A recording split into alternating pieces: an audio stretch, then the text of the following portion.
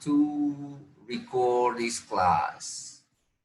Okie dokie. Now, okay. No, 2 weeks ago, when in our last class, we were talking about we were talking about several things. One of those things were about, or was about, one of those was about the difference between microeconomic and microeconomic. Microeconomic is as an individual, and macro is as the whole picture. It's a big picture. Okay. That's basically the difference. And anyway, the PowerPoint is already in the system, so you can check it out.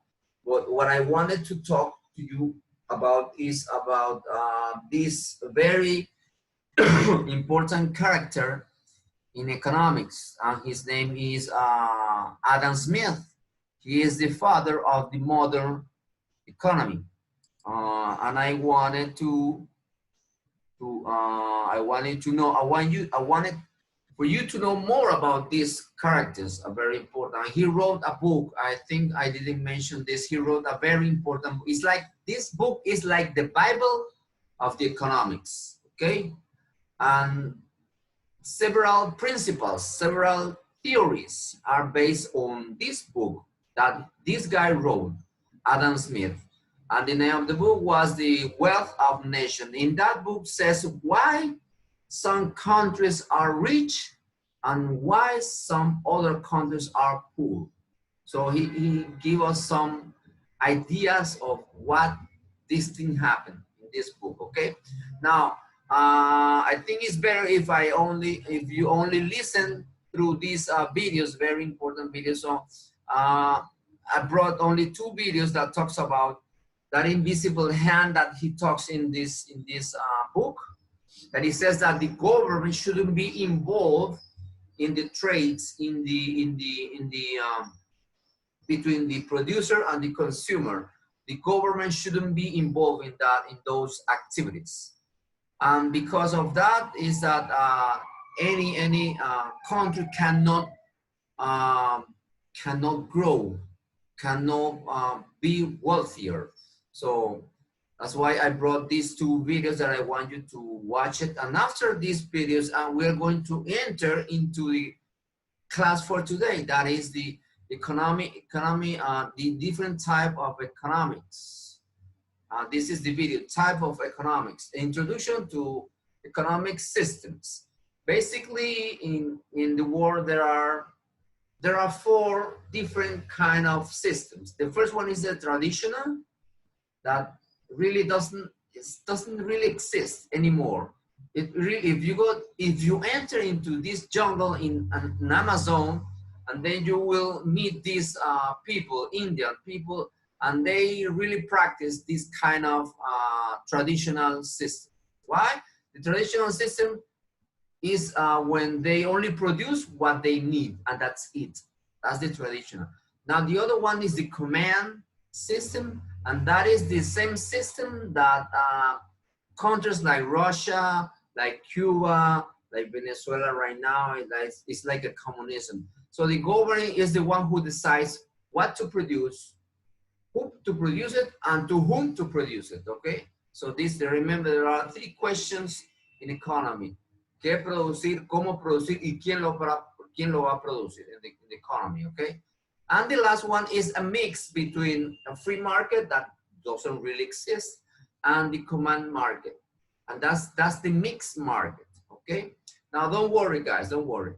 I just want you to listen to these 2 videos, and there are 5 videos, okay? So the first 2 is about Adam Smith, and the rest are about these different kind of economic system, okay? So you only relax and pay attention to this class today, okay?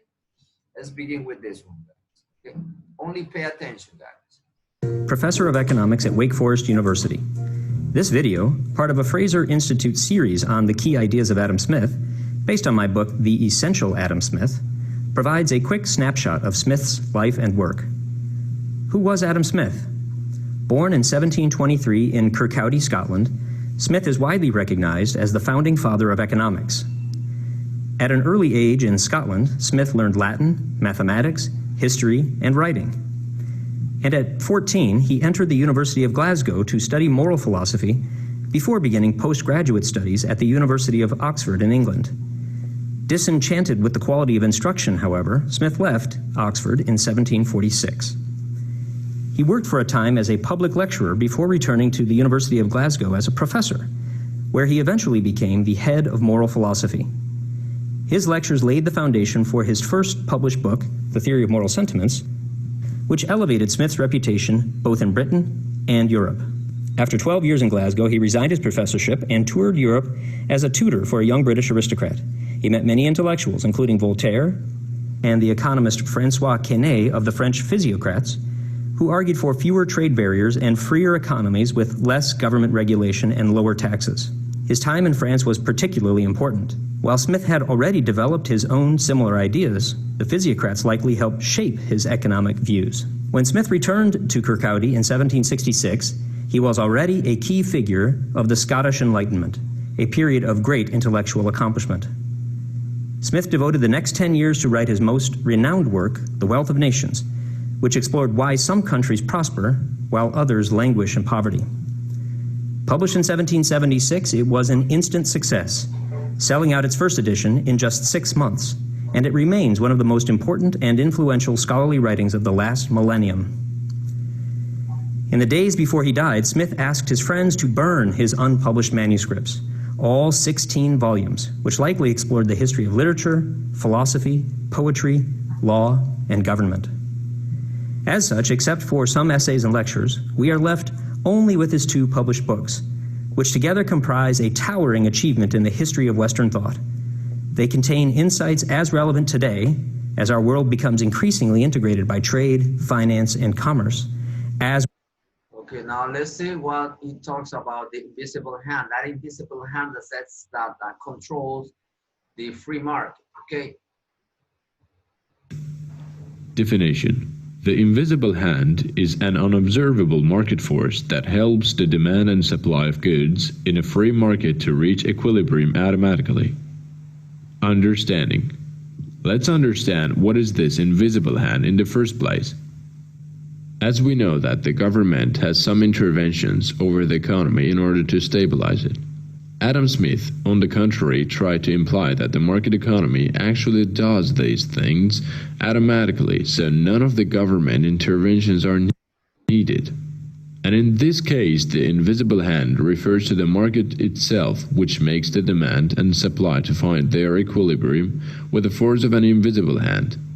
He explained that an economy will work and function better if the government will leave people alone to buy and sell freely among themselves.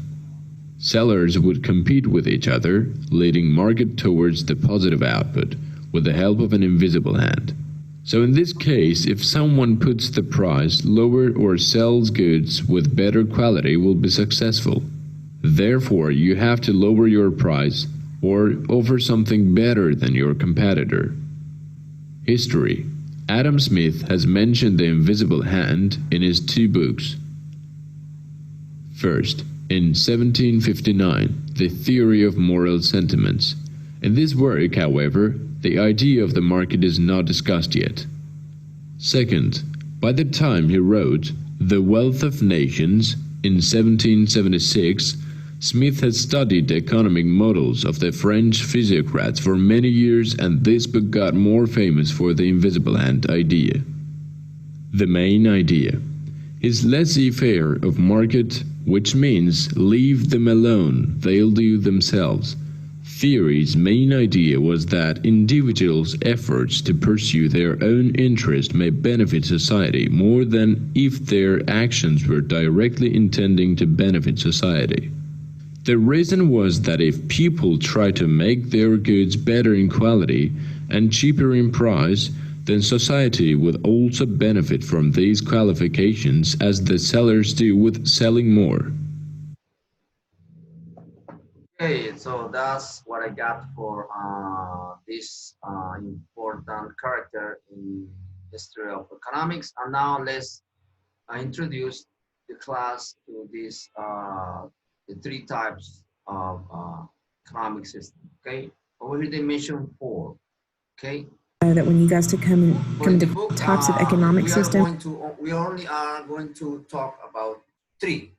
So don't worry. Anyway, this is for your knowledge, right? Knowledge. and really the reason that I want to do this is so that when you guys to come into class on Friday, you've got some background information and you can very quickly get some ideas about how to make your videos. So when we look at the four different types of economic systems, there are four basic economic questions that each one answers. And the reason that they are different is because they each answer the questions differently. They look at what to produce, how to produce it, and for whom to produce it. Those are the three basic economic questions, and you need to be absolutely certain that you know what those questions are. Now, the first type of economic system is a traditional system. This is an economy based on custom. There are not very many of these left. In the past, this has been probably the most popular, the most prominent one, but there are not many of these left. These tend to be, in Eskimo culture or the Australian Aborigines or in some of these real isolated places that live on subsistence agriculture where they just grow enough for themselves. When they look at, in a traditional economic system, when they look at what to produce, it is the needs for survival. That's all they produce. They don't make extra. There's typically no kind of money or anything like that. How to produce it is basically through hunting and gathering. And then for whom to produce it, they make everything for themselves. So there's very little, if any at all, outside trade. They just make enough for themselves and for their family. And like I said, this is very difficult to find in the modern world. The second one is a command economy. In a command economy, the government is the entity that answers the questions of production. In deciding what to produce, the government makes that decision. In deciding how to produce it, the government plans out what factories they're going to have, what jobs people are going to have. The government is in control of everything. When they're looking at for whom they're going to produce it, the government actually controls the distribution of all products. The government decides how to use their resources. This has been the type of economic system that is more common in socialist governments. Probably the best example, if you look here on the right, this is the flag from the former Soviet Union. This is the form of government or the form of economic system that was in the former Soviet government. Basically, the Soviet government said, we're going to make bread on Wednesday, people are going to buy bread on Wednesday, and that's all that's going to be available. There's very little choice by consumers. The third kind is a market economy. This one is also a pure market economy, is also pretty rare, because in a pure market economy, literally the people or the consumers are the only ones who answer the questions of production. So when you're looking at what to produce, it is completely and totally up to consumers. When you look at how to produce it, businesses are the ones who choose what they're going to produce, and then if consumers don't buy it, the businesses go out of business. For whom to produce these goods, it's based on consumers' income. If they can afford it, they can buy it. With a pure market economy, individuals are the ones that are in control. There is no government regulation whatsoever, which means that absolutely nothing would be illegal. If there is a market for it, then people can buy it. There's no government regulation over anything that is produced. There's no government regulation over business, so there are no protections for consumers whatsoever in a pure market economy. The fourth kind is a mixed economy. This is what most countries around the world are. In a mixed economy, consumers and businesses sort of in conjunction with each other make those decisions about the economic questions, but there is some government control. Businesses and consumers decide what to produce, but the government sets up regulations to protect consumers from bad products, from products that are unsafe, from businesses taking advantage of them, that kind of thing. When you look at how to produce it, the government sets safety standards. They don't allow, in the United States, things like child labor. there have to be certain work standards in factories and things like that, or the government will step in and fine the companies or shut them down. When you look at who the goods are produced for, it's based on consumers' income, but there's also some government assistance for people who can't afford certain services. There is, with a mixed economy, like I said, there is some government regulation, but it's mostly for the protection of consumers. Now, when you guys come into class on Friday, I'm going to split you up into groups, and you're going to have to come up with an idea for a video. Let's stop right here. Now let's watch this last one. This is the last video I brought for you guys. Okay. It's a very complete information over here.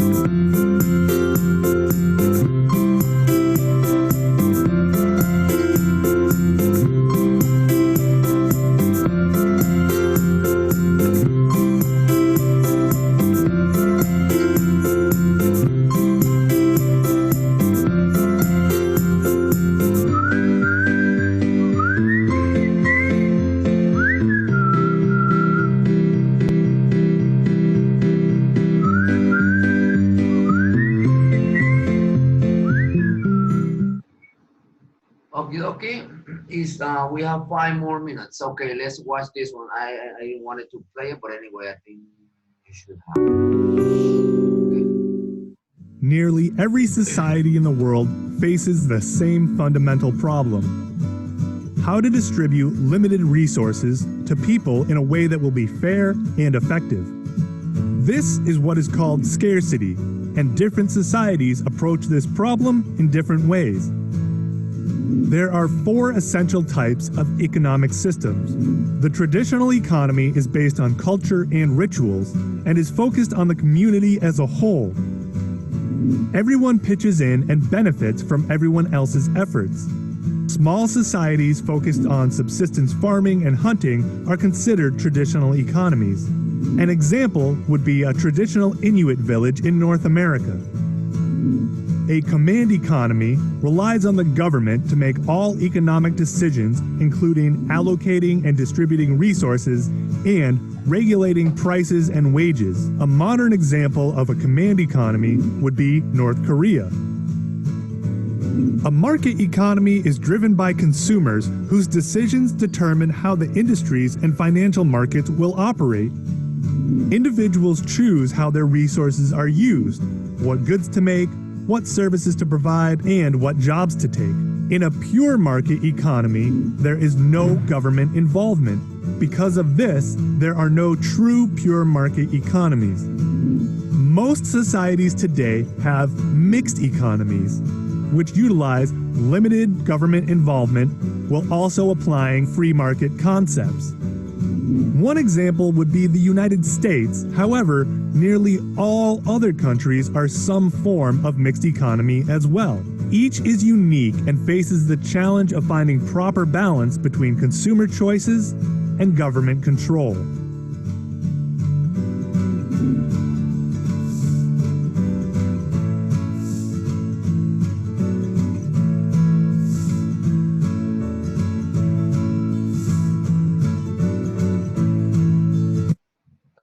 Okay, as you see over here, there are 4, but we are going to talk about only this one, the traditional, the command, and this one, the mixed one, the mix.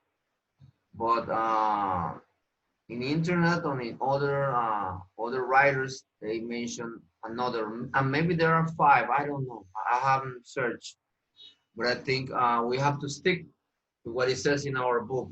So as I said, please guys, everything is already in the platform. So your job is only to review what your teacher